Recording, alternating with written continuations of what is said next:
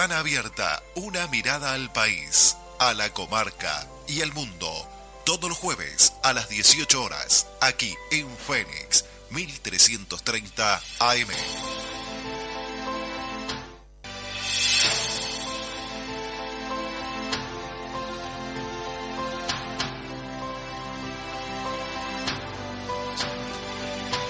Buenas tardes, audiencia. Estamos en una nueva edición de Ventana Abierta. Hoy me acompañan Néstor Grajales, Alex con sus temas globales, y quien les habla Héctor Bandera. Tiene el gusto de invitarlos a esta nueva edición de este programa, que es una mirada, bien el nombre lleva, de abrir la ventana al mundo, a la comarca y a la tierruca.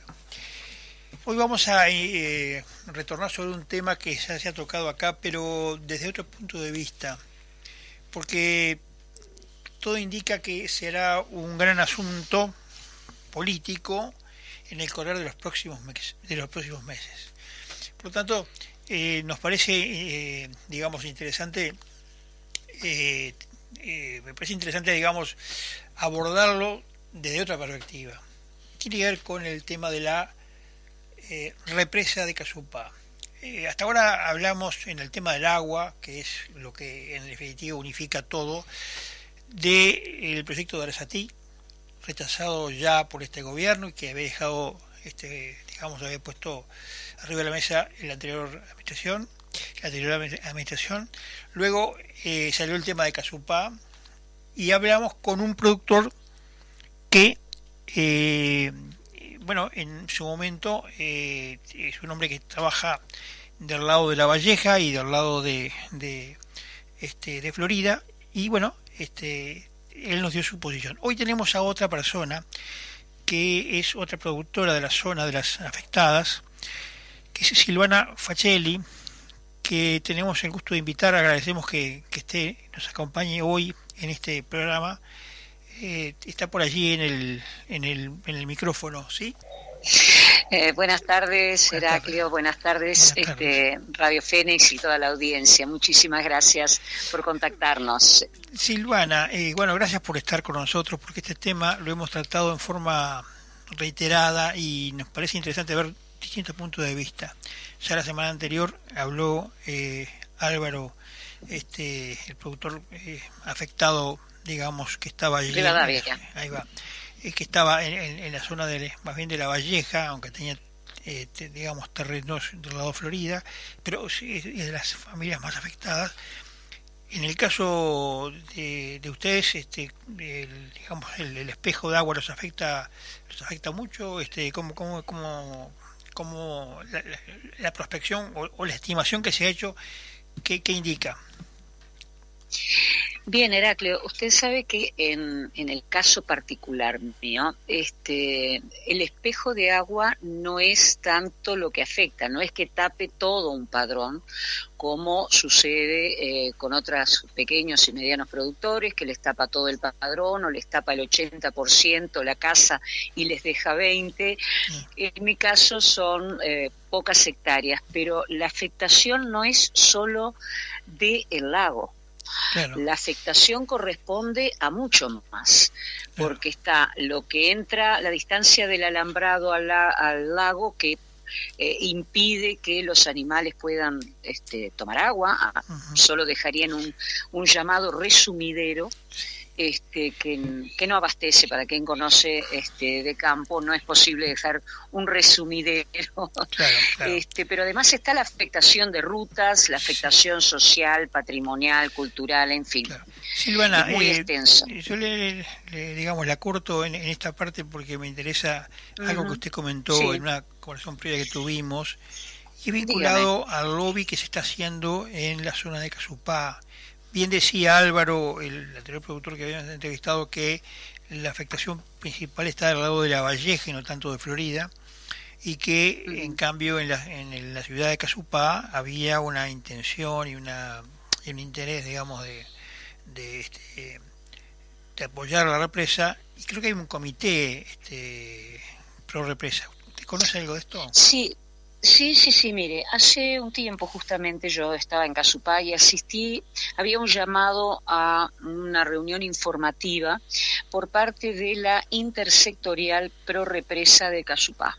Claro. Bueno, era una reunión informativa, abierta a todo público. Yo fui hasta allí, se anunciaba la presencia de un geólogo que explicaría la importancia del proyecto, y bueno, al llegar me encontré con una mesa integrada por distintas personas, que después posteriormente supe que era el presidente del sindicato de OCE, creo que es Carlos La Rosa, ediles del Frente Amplio de Florida y el geólogo, que bueno, yo me perdí la presentación porque llegué tarde. Y con un público en el que se encontraba, entre el público, el ex senador Laurier. Rondaba unas 30 personas la concurrencia, y llegué después de la exposición técnica, como le decía, y pude participar solo del resto de la sesión. Y bueno, durante la reunión se sostuvo que la represa generaría numerosas fuentes de empleo. Se informó la construcción de viviendas para alojar a los trabajadores, con el objetivo declarado inclusive de evitar aumentos abusivos en los alquileres locales por parte de los propietarios, que no se fuesen a aprovechar de esa situación y subir los alquileres, y por eso iban a construir. Se mencionó la instalación de una segunda policlínica para reforzar la atención sanitaria ante un aumento de la población, que viniesen virus, brotes de enfermedades, citaron hasta gastroenterocolitis, bueno, en fin, y que por eso era necesario construir una segunda policlínica, lo que eso iba a generar mano de obra, ¿verdad? Claro. Todas esas obras aseguraron que iban a proporcionar oportunidades laborales adicionales para la población local, además de las tareas vinculadas a la represa, por supuesto. Claro. Entonces yo pregunté en un momento cómo se iba a realizar la selección de personal, porque justamente hacía unos 15 días Mevir de Cerro Colorado había solicitado mano de obra local, porque sí se pide mano de obra a las localidades aledañas, pero precisaban albañiles con una certificación y aporte al BPS. O sea, ahí ya no está prevista la changa, ¿verdad? Claro. Inclusive un vecino que estaba allí, que es maquinista, pero maquinista por experiencia, no porque tenga ningún papel que lo habilite, dijo, sí, realmente yo me presenté, pero no tengo título, no tengo aporte y no me lo aceptaron. O sea, ese comité está tomando personal entonces, o está abriendo una lista de espera, por lo menos. Le comento que eso fue, le diré que el año pasado, ahora le comento lo de la lista. Bueno, el tema era que había que anotarse porque con un cupo de 15 mínimo podía ir un técnico a capacitar para preparar a la gente para el llamado a la obra de la represa y todas las obras que se iban a hacer en Casupá, de casas y una segunda policlínica. Bueno, yo planteé, y lo dijo este señor maquinista, que las empresas traen a sus propios técnicos y funcionarios. Y me respondieron que mediante la inscripción el sindicato podía defender el cupo local de mano de obra, que ellos se habían enojado con Mevir porque no se habían enterado antes. Y se admitió, sí, que existen cupos y exigencias predeterminadas, pero si uno se inscribe, se capacita, tiene mayores posibilidades y el sindicato defiende. Claro. Entonces, cuando dijeron que si no alcanzaban un mínimo de 15 no vendría ningún técnico, 3 o 4, inclusive el maquinista, se retiraron y otras personas se inscribieron.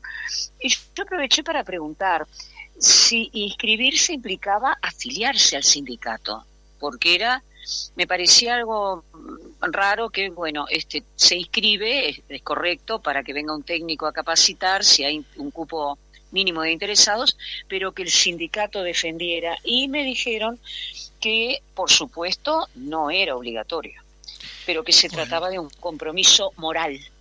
Hoy es un primer abordaje que pudieran representar a los trabajadores locales. Claro, bueno, está bastante claro entonces.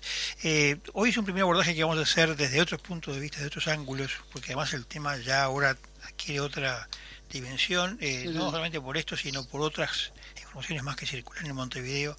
Así que vamos a volver a hablar con usted, incluso tenemos algún material que lo quisiéramos comentar en una posterior, en un posterior programa. Le agradezco muchísimo la participación en este programa y bueno, y estos testimonios son de gran validez, ¿sí? Bueno, muchas gracias. Estamos a las órdenes. Perfecto. Adiós. Adiós. Hablamos con Silvana Facelli, productora rural de la zona de Casupá.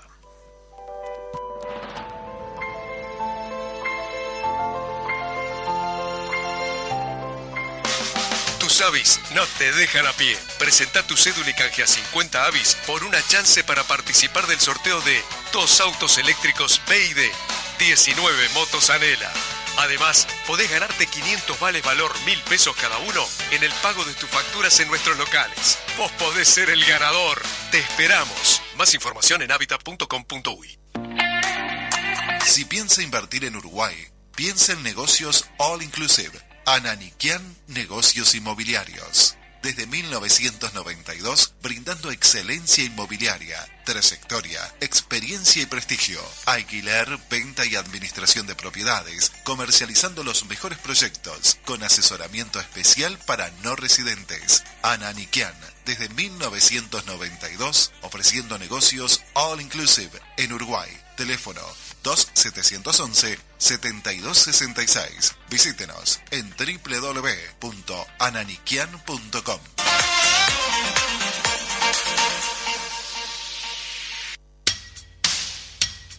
Cuando necesites solucionar de modo fácil los trámites difíciles en BPS, DGI y Ministerio de Transporte, consulte a los gestores de gestiones.ui.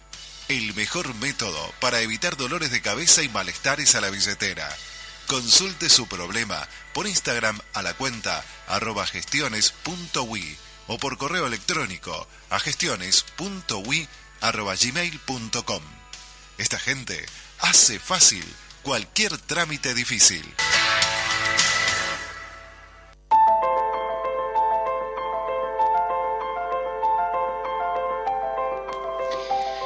Bueno, seguimos en Ventana Abierta, segundo bloque. Escuchamos en el primer bloque a Heraclio entrevistando a la señora Facelli, una residente productora de allí de la zona de Casupá, que estaría, en el caso particular de ella, parcialmente afectada por lo que nos decía. Y nos llamó la atención algún comentario que la señora hizo, ¿no, Alex? Sí. Para entrar en contexto, a mí me gustaría citar, porque, a ver, es bueno escuchar todas las voces, ¿no? Y tener una información y una vista amplia del tema, para no caer en facilismos o en sesgos.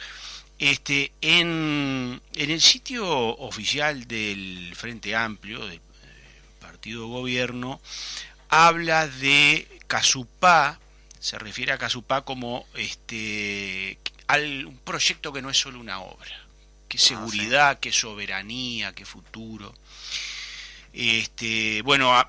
Menciona que el proyecto Neptuno fue rechazado porque ponía en riesgo la salud de la gente con agua salada. A ver, el proyecto iba a desalinizar agua, ¿no? Sí. Pero bueno, esa polémica no genera valor agregado al tema, me parece. Sí, al final de un párrafo asegura que Casupá asegura reservas reales de agua dulce bajo un control público con respaldo científico y ambiental. Con respaldo científico y ambiental. Es relativo eso, podemos analizar el caso de algún artículo de algunos profesionales en el tema que no tienen la misma opinión respecto de esa seguridad y respaldo ambiental. Pero aparte hablan de el agua como un derecho y no como un negocio. Uh-huh. Entonces, escuchando a la señora, nos decía que que estuvo en contacto allí gente vinculada al gobierno también del partido de gobierno y gente vinculada al ámbito sindical, promoviendo una especie de lista de inscripción para una posible capacitación, ¿sí?, con miras a obtener algún tipo de tarea de empleo, ¿no? Sí. Ahora, hablaban de un cupo mínimo por el cual, si no se llegaba a ese cupo mínimo, los técnicos no venían a capacitar a la gente. O sea que ahí a ver, Alex, el tema derecho no negocio queda relativizado, ¿no? Porque si es un derecho, el técnico seguramente vendría aunque se anoten 2, sí, ¿no? Sí, claro. Y por otro lado decía la señora que si bien no se especificó claramente una obligatoriedad de afiliación al sindicato, ellos lo sugerían como si se tratase de un compromiso moral. Un deber moral. Un deber moral. No sé, ¿qué opinión te merece, Alex? No entiendo lo del deber moral, pero bueno, o sea, le van poniendo varias condiciones al que quiera participar en la obra. Claro. Bueno, hablaban, como decía al principio, de un respaldo científico.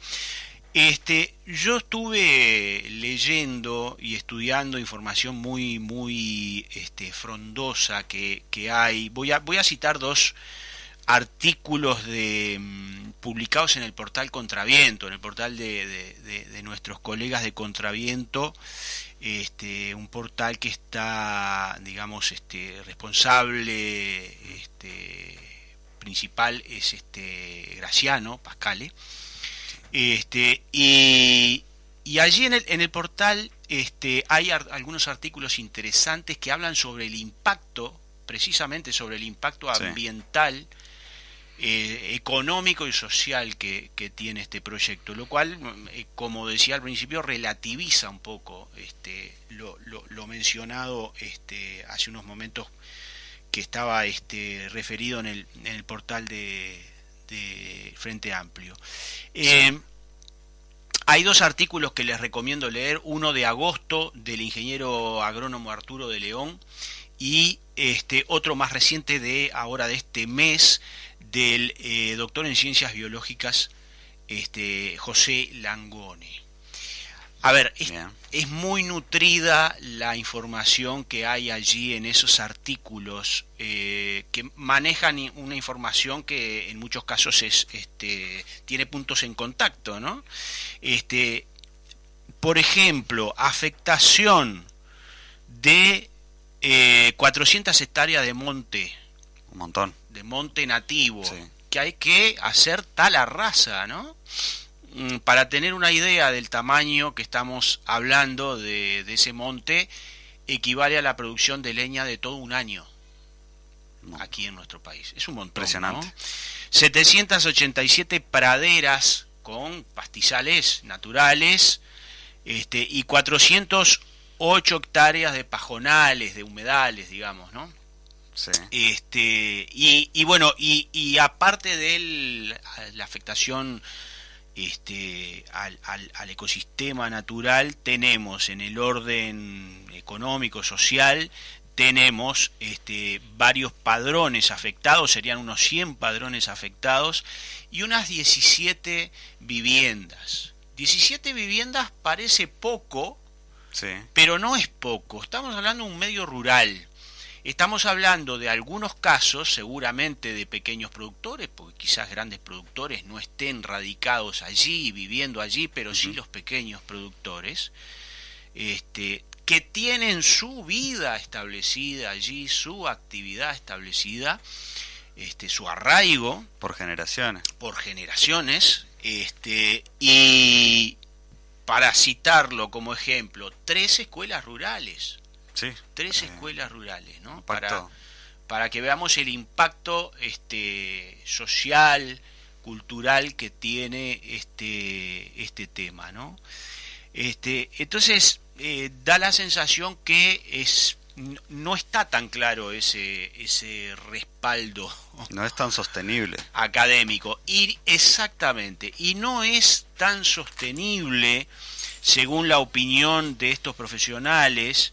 El ingeniero agrónomo de León, por ejemplo, termina la nota editorial preguntándose, ¿vale todo por asegurar el agua urbana? Porque no olvidemos que esto es para asegurar el suministro del agua urbana de la zona metropolitana, ¿no? Ahora, el impacto social y ambiental irreversible que puede ocasionar esto no es es válido. Y bueno, hablamos de un área importante, ¿no? Con fauna y flora autóctona que se va a afectar. El ingeniero en su artículo también, además de la afectación que produce toda esta destrucción de monte nativo, pradera con pasto natural, a ver, ¿cuál es el proceso que se da ahí? Se da un proceso de eutrofización, es decir, niveles de fósforo, ¿sí?, y otros nutrientes que hacen proliferar los niveles de algas y cianobacterias tóxicas a niveles que pueden resultar preocupantes. Cuestión que ya estamos sufriendo, ¿no? Porque estamos teniendo en la propia cuenca del Santa Lucía, no olvidemos que estamos hablando de la misma cuenca, ¿no? Sí. La misma cuenca, ¿sí?, donde está hoy represada el agua en Canelón Grande, en Paso Severino, la represa de Aguas Corrientes, la misma cuenca. O sea que vamos a tener los mismos problemas, pero seguramente, y a eso hace referencia el otro profesional que yo citaba, el señor doctor José Langone, habla de un problema de niveles, de un aumento exponencial de esos niveles, ¿sí? Claro, imagínate, Alex, toda esa fauna y flora, la fauna posiblemente se desplace, pero toda esa flora inundada, la descomposición en el agua estancada, ¿sí? Los efectos de gases invernadero, inclusive, que puede provocar. Fíjate qué contrasentido, ¿no? El presidente Orsi en alguna circunstancia hacía referencia a la importancia de este proyecto y al cambio del proyecto Neptuno Arasatí por el proyecto de Casupá, porque había compromisos ambientales que se habían asumido por parte del gobierno. Y digo, esto no es una solución, ¿no será un problema? Una solución que se convierte en un problema mayor que el que queremos mitigar. Y bueno, vemos que las opiniones científicas pueden ser heterogéneas, ¿no? En este caso, apuntan también para un impacto negativo.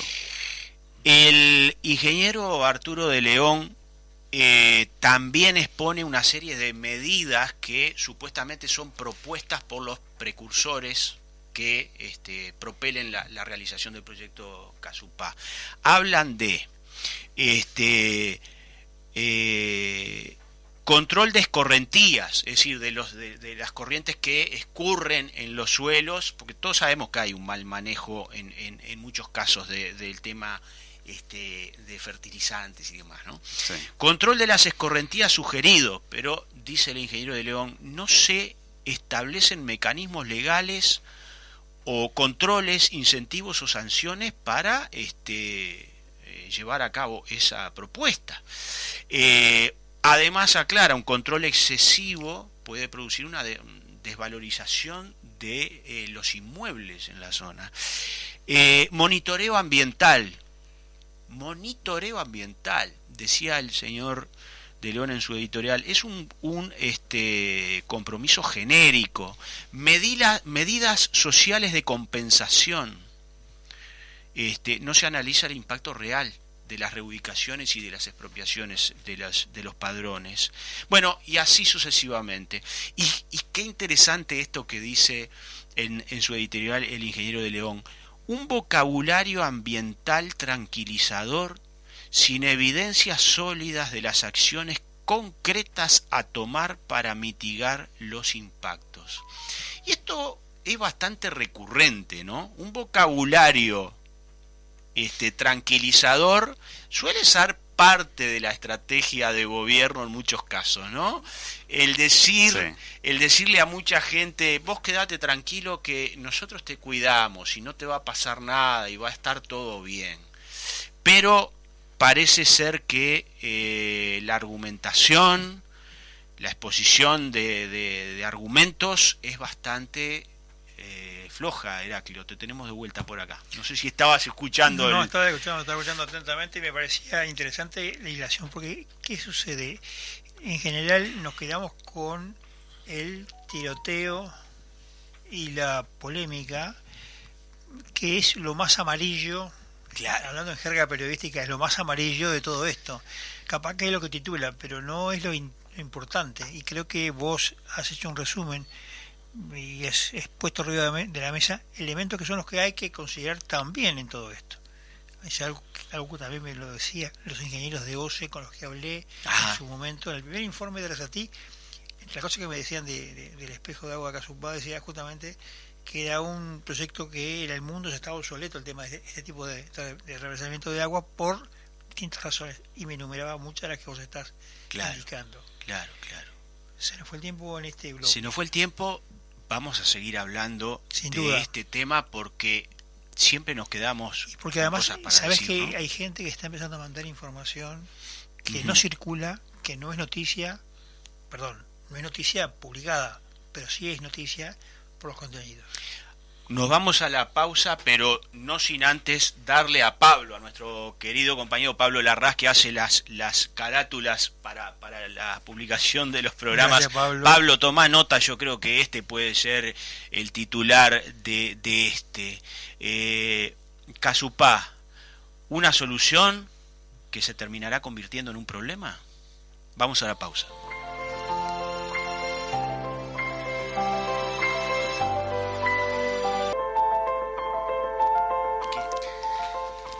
Y seguimos con la ventana abierta al mundo, a la comarca y al terruño. ¿Usted sabía, don Néstor, que Habitat tiene un nuevo servicio al público? Sí, Lockers Habitat, ¿no? Sí.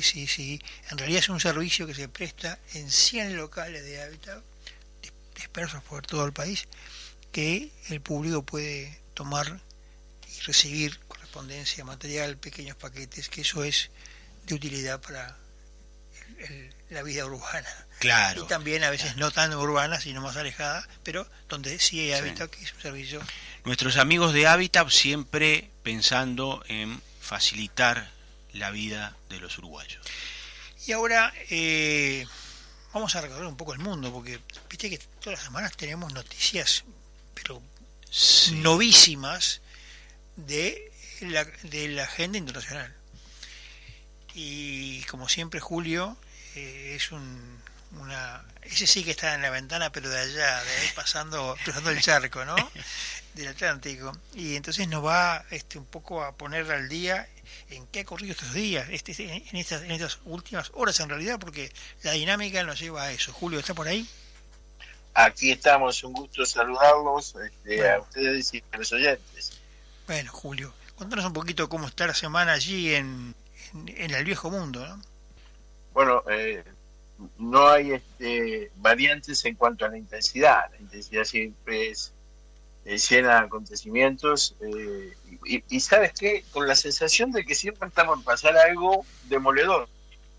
No sé si se llega a sentir esa sensación allá. Sí. Como que en cualquier momento está por pasar algo serio, algo de una dimensión superior a la normal. como que es inminente algo, que está por pasar algo. No sé si en el Caribe, si en la frontera de Europa con Rusia, si allá en el Medio Oriente, si en la política interna de los países, como que está por pasar algo, pero no pasa, ¿verdad? Claro. Se sigue acumulando una tensión. Esto me recuerda a las viejas clases de física, ¿verdad? Como que se está acumulando una tensión que cuando se produzca la explosión de esa tensión pueda ser grave, ¿verdad? Vamos a pensar un poquito qué puede pasar si este experimento de provocación de los rusos, porque siguen viniendo drones, siguen llegando drones, siguen habiendo cazas rusos invadiendo el espacio aéreo de la OTAN.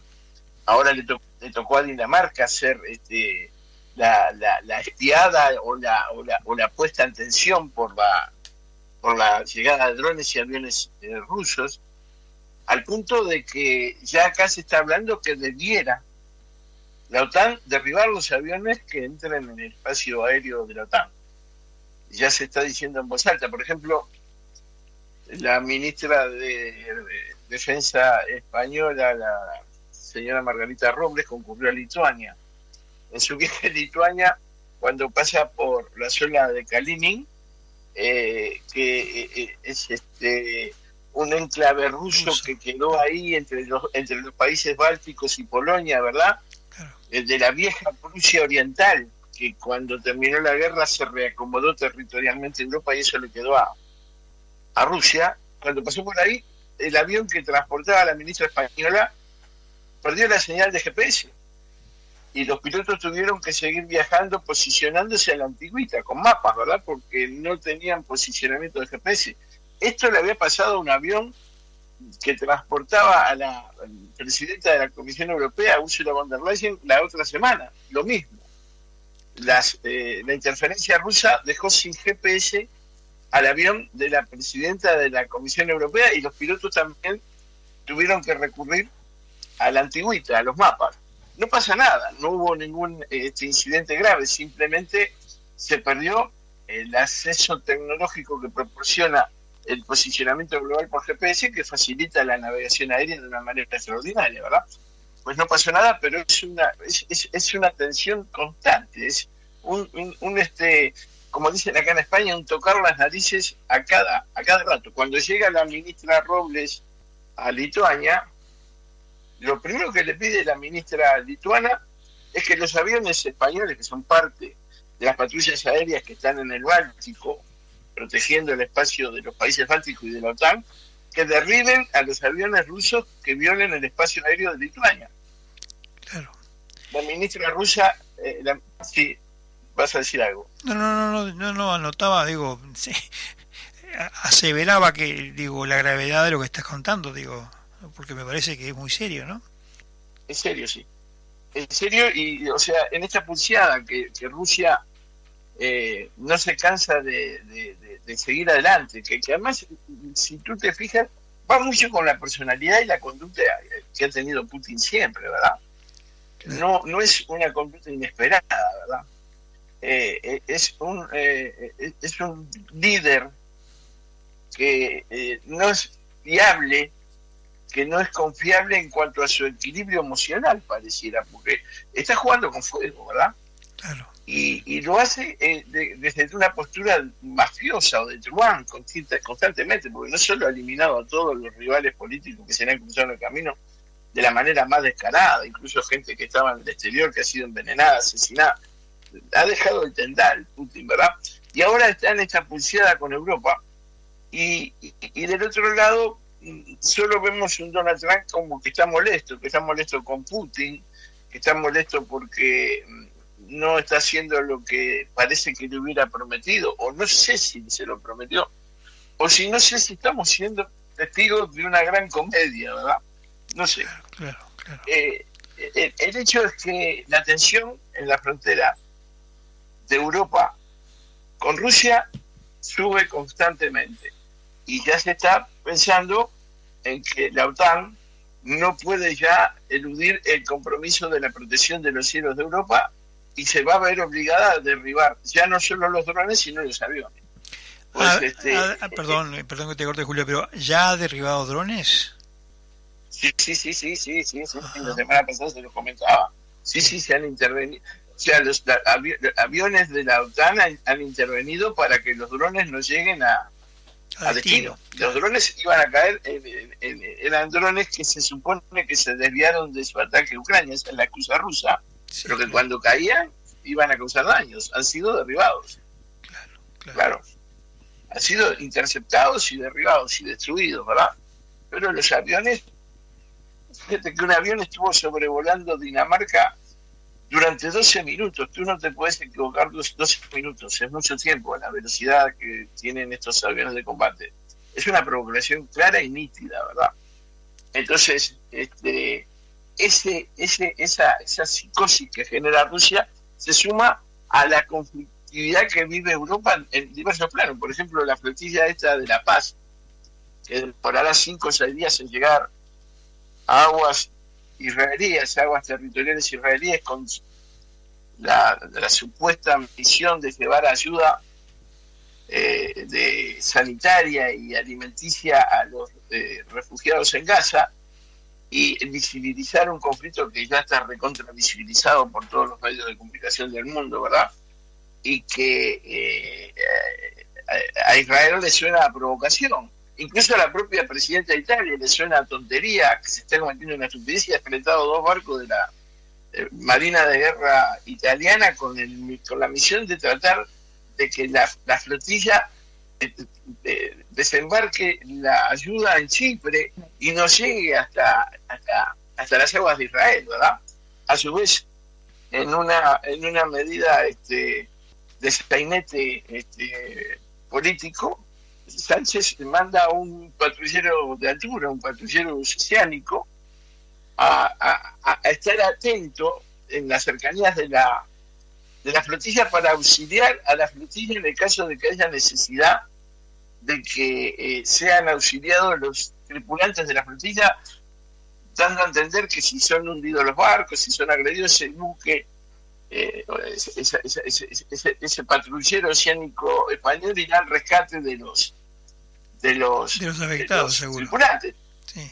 Entonces, Israel ya dijo que con esos buques ni los italianos ni los españoles Israel va a tener problemas, pero que para Israel los que participan de la flotilla son terroristas y que ya no va a ser como la otra vez, porque ya Thunberg, esta chica Greta Thunberg, ¿verdad? Ya había ido en una flotilla que fue interceptada y a las pocas horas todos fueron expulsados de Israel, ¿verdad? Los tripulantes de la flotilla.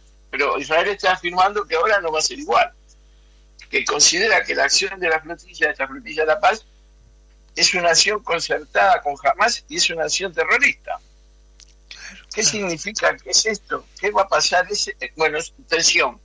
Lo que decíamos, tensión que se sigue acumulando. Va a llegar la flotilla y ¿qué va a pasar? Van a detener a los tripulantes de la flotilla, los van a pasar a proceso judicial, los van a expulsar enseguida. Aparentemente Israel en esta ocasión piensa responder con mucho más dureza.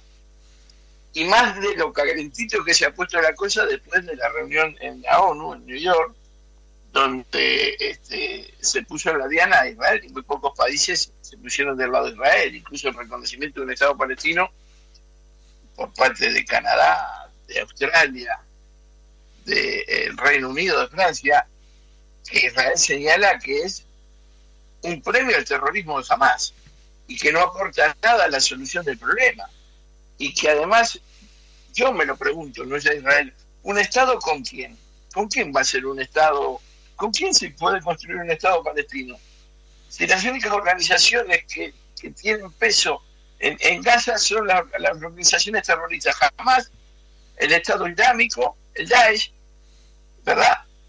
¿Con quién se va a construir? Bueno, okay, ¿qué fuerza política existe para construir un Estado palestino? Sí, si fuera el caso, no la hay. Porque, por lo que vos estás relatando, ¿no?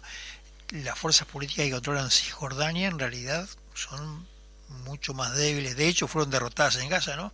Electoralmente hablando, con las más radicales, que son las que ahora priman, y incluso de alguna manera la impresión que tengo aquí es que amenazan de cooptar Cisjordania, que es un poco, me parece, la intención de este lado radical. No sé si eso es así, pero es la impresión que uno tiene. Totalmente. El caso es que, claro, Al-Fatah, que fue la gran derrotada en Gaza, que se supone que era el sostén de la Autoridad Nacional Palestina con sede en Cisjordania, está muy debilitada porque hay un frente que une a disidentes de Al-Fatah y a miembros de las organizaciones más radicales islámicas, entre las cuales está la propia Hamas, que ya están oponiendo una resistencia armada a Israel en Cisjordania y desconocen la autoridad palestina. Es decir, no hay una fuerza política seria, madura y pacífica en Palestina que pueda asumir la construcción de un Estado palestino que pudiera convivir con Israel. No existe. Entonces, proclamar el reconocimiento del Estado palestino es una acción política sin sentido más que demagógico, coyuntural y políticamente correcto en el ambiente que ha generado la prensa internacional en torno a la información periodística que transmite precisamente filtrada por propio Hamas, lo cual genera una situación que coloca al rey de España, que es el rey de Jerusalén también, ¿verdad?, a decir, os pedimos, os rogamos, os exigimos que pare el exterminio en Palestina. Y se pone en una posición frente a Israel terriblemente incómoda, porque está aceptando que Israel está, o sea, el rey de España, el jefe del Estado español, afirma que Israel está realizando un exterminio. Entonces, si vos estás afirmando que un Estado y un gobierno está realizando un exterminio, ya no basta con mandar una patrullera para proteger una flotilla de activistas de ultraizquierda, ni basta cesar todo trato comercial en el ámbito de la tecnología militar. Tendrías que romper relaciones diplomáticas, porque es un Estado criminal. Pero es un Estado que no está condenado ni señalado así, si bien hay una orden de captura para Netanyahu. La Corte Penal Internacional, que sería la única en condiciones de afirmar que hay un genocidio, no se ha manifestado al respecto. Y sin embargo han largado al rey al ruedo a hacer esa declaración, mientras en la tribuna Pedro Sánchez aplaudía cortésmente y colocaban a España en una situación imposible, porque no solo España se está poniendo en una situación imposible, pero en el lenguaje radical es España el que lo está manifestando con más dureza, que ya no tiene sentido seguir en este lenguaje sin tomar acciones diplomáticas consecuentes, porque si me lo creo esto, si esto es verdad y lo afirmo, tengo que actuar en consecuencia. Y no se actúa en consecuencia. Fíjate que la patrullera que va a escoltar a la flotilla esta tiene tecnología israelí.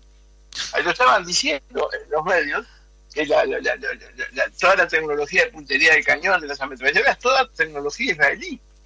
O sea, la dependencia de las Fuerzas Armadas españolas para todo lo que es tecnología de alto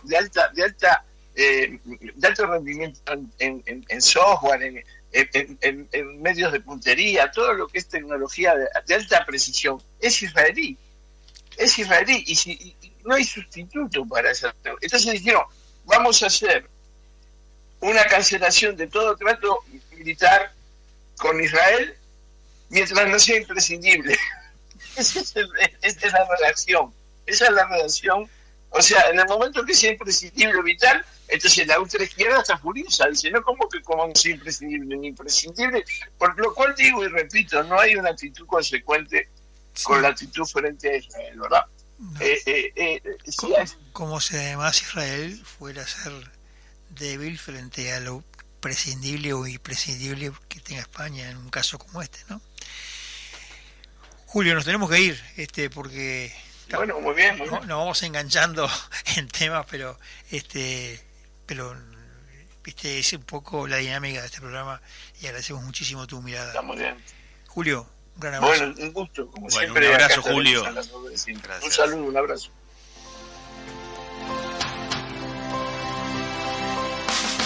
Tus avis no te dejan a pie. Presenta tu cédula y canjea 50 avis por una chance para participar del sorteo de 2 autos eléctricos BYD, 19 motos Anela.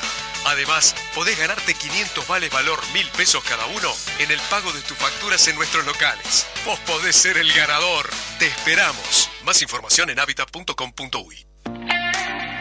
Si piensa invertir en Uruguay, piensa en negocios All Inclusive. Ananiquian Negocios Inmobiliarios. Desde 1992, brindando excelencia inmobiliaria, trayectoria, experiencia y prestigio. Alquiler, venta y administración de propiedades, comercializando los mejores proyectos, con asesoramiento especial para no residentes. Ananiquian, desde 1992, ofreciendo negocios All Inclusive en Uruguay. Teléfono 2711-7266. Visítenos en www.ananiquian.com.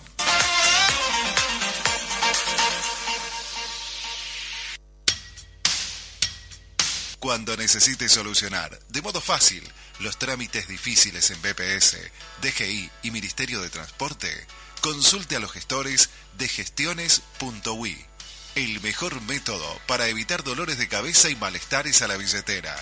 Consulte su problema por Instagram a la cuenta @gestiones.ui o por correo electrónico a gestiones.ui@gmail.com. Esta gente hace fácil cualquier trámite difícil.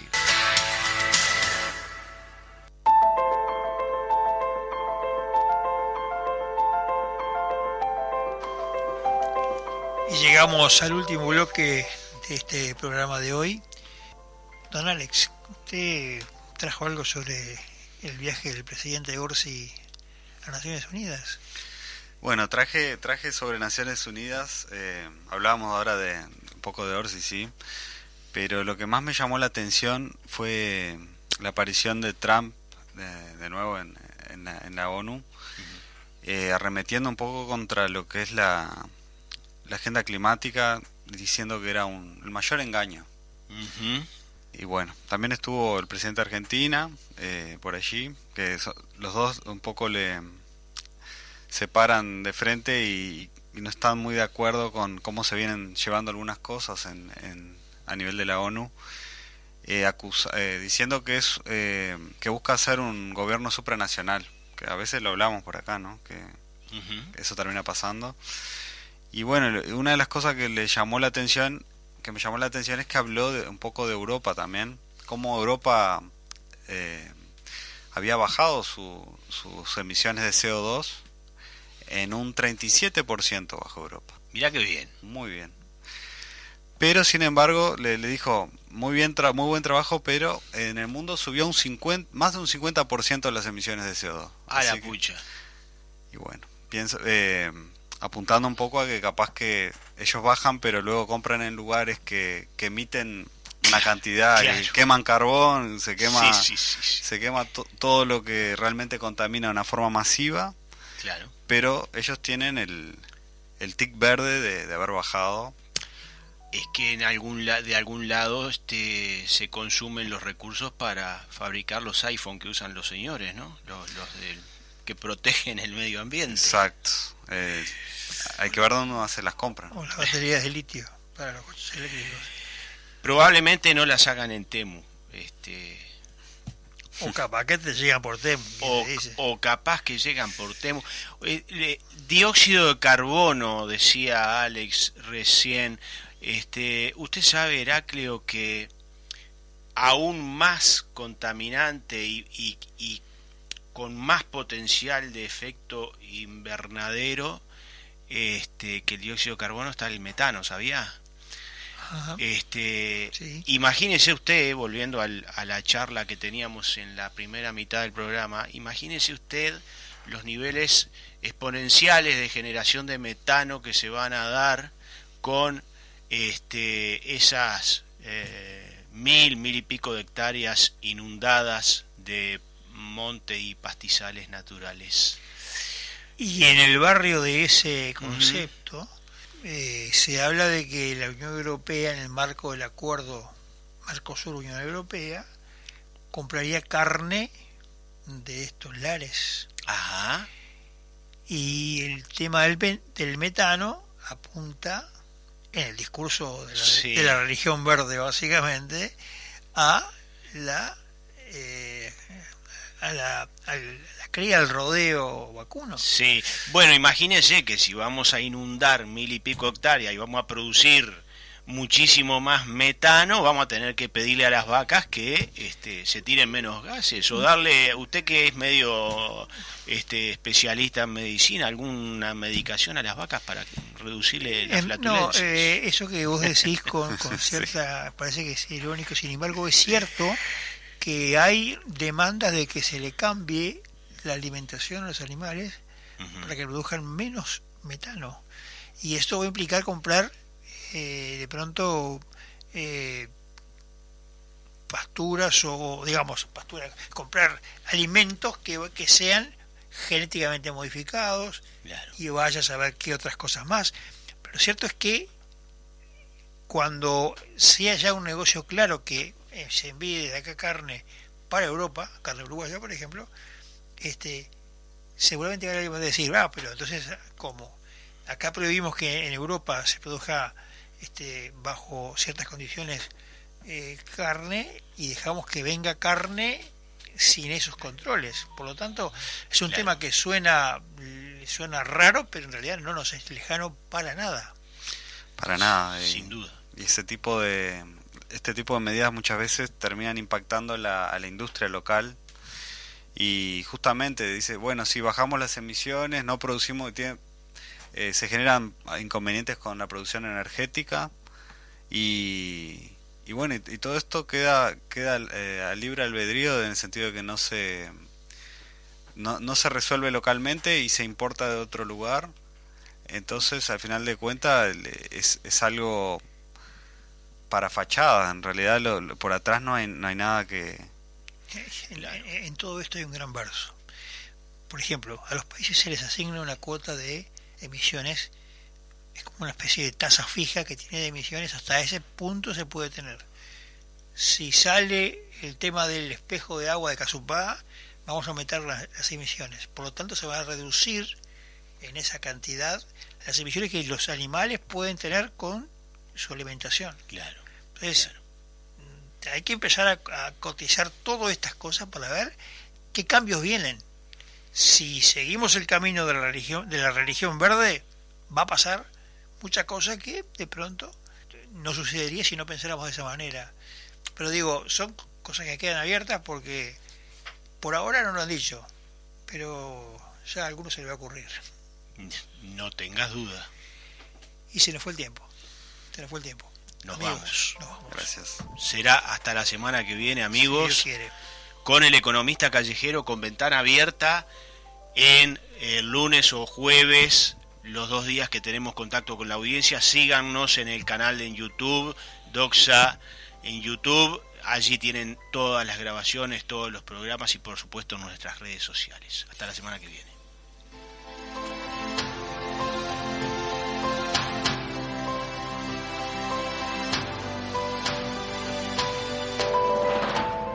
Ventana abierta, una mirada al país, a la comarca y al mundo.